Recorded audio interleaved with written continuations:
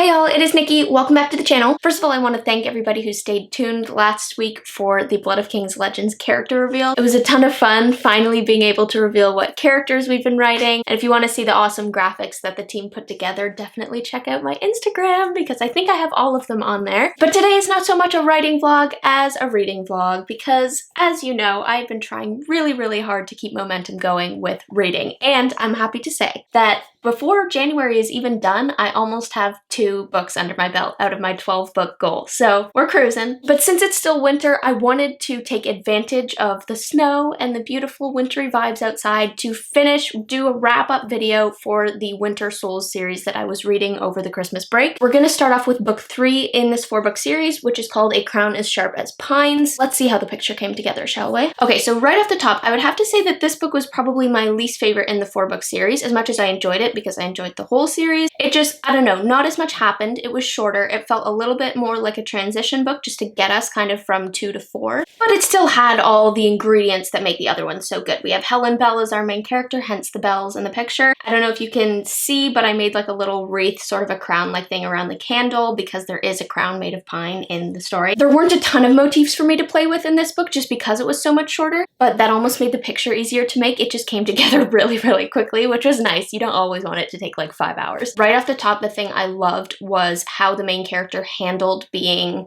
in this world instead of in the other one. The book opens with her in an almost obsessive state of like trying to get back to the other world, which is the thing that I find is often lacking from Portal Fantasy, when people just like go back to the real world and then start going about their lives like they're completely fine. I never understood that. It's like I would be a mess. I would be frantically trying to do anything to get back. I would not be able to just slide back into normal life. So it was really refreshing to open with this character who is actually doing what I would do. She is just like so focused on getting back to this world that she loves and these people that she loves, and it was like, yes, finally, I get this. And then when she did get back to the world, this was the book where you started to really feel like things were moving towards the bigger story. We're running out of time and there's something big around the corner. So that was really cool, feeling that momentum getting going. It was a little tricky in that I felt like the main character wasn't at the center of things as much as she could be. We had like side characters being introduced, becoming really important suddenly, and I felt like they kind of overshadowed the main character a bit, which made me a little sad because she was gathering so much agency in the second book, and then in this one it felt like she was almost shoved to the periphery or like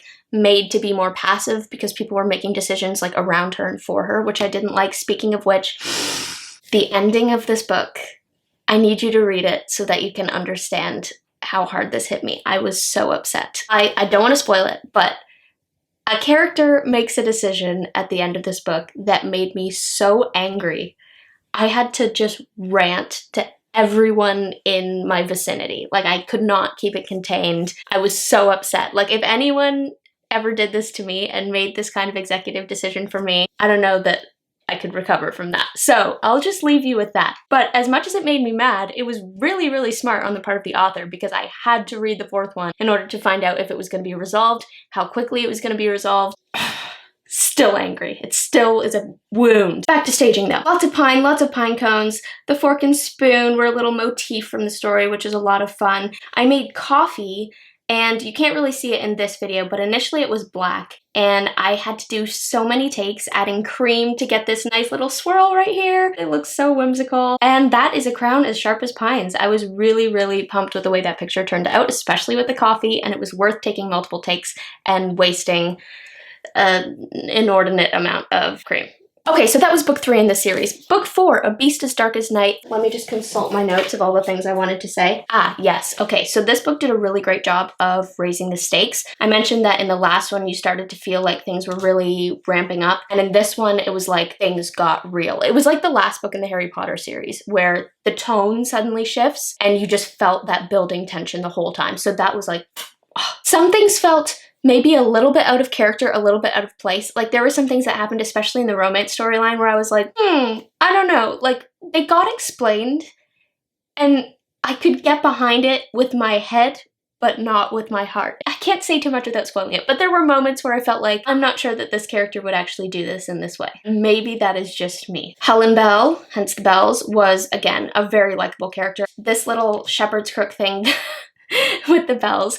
That is a motif straight from the book. I don't know how accurate it is, but the patrolmen, the people that like sort of protect the main character in this series, carry staffs, and I imagine it like the staff that Jack Frost has in Rise of the Guardians. So I tried to find an actual hooked stick for this and couldn't, so what I ended up doing was finding a moderately curved stick and then breaking off a piece and then glue gunning it into a hook shape. So I actually had to make this, and then I wrapped some bells around it just to bring in the Helen Bell motif. I was like pathetically proud of it. The Blessed Teapot, that was also a really great motif in this book. I loved that, the idea of a teapot that never runs out of tea, so cute. Oh, the gingerbread and star cookie cutters. One of the coolest things about this series is the Christmassy themes, the Christmassy world, and how the author combines so much Christmas mythology. So one of the characters she brought in this book, or maybe it was the third one, I can't remember, was Ginger, who was literally like baked by his parents as a gingerbread boy, and you know, Elowen brought him to life. So he's like a Pinocchio gingerbread man kind of figure. So that's why I included the gingerbread cookie cutter, and the iron star is like a key object in the story that they have to get at one point. But all in all, I mean, I really loved the way that things all came together in this story. The ending was just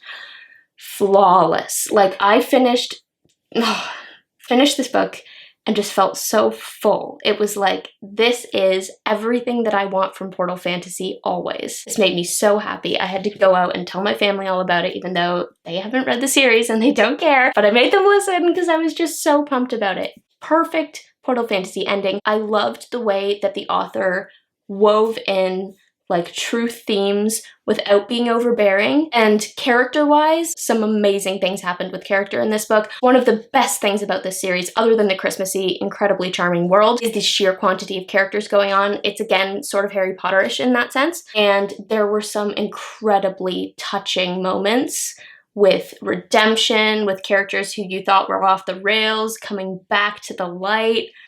Amazing character stuff happening. I just loved these peripheral people so much by the end that they felt like family, and I love that. So that is my very long bookish rant about this series. I had so much fun staging it, so much fun reading it, and I would highly recommend staying tuned for what Jennifer Kropf has coming down the pipeline next. Welcome to Fae Cafe is I think her next book that's coming out. I think it's about like Fae assassins who are coming to this world and have to run a cafe like undercover. So instead of normal people having to go to the Fae world and deal with Fae problems, it's reversed. Such a fun premise, so definitely stay tuned for that. I know I will be. And that's a wrap on the Winter Souls series. Thank you so much for watching this video, guys, and for staying tuned for all of my thoughts on this series. I hope that you give it a try and let me know if you enjoy it as much as I did. If you have any recommendations for similar types of books, similar types of story, be sure to let me know. And as always, do not forget to spend some time in the clouds today.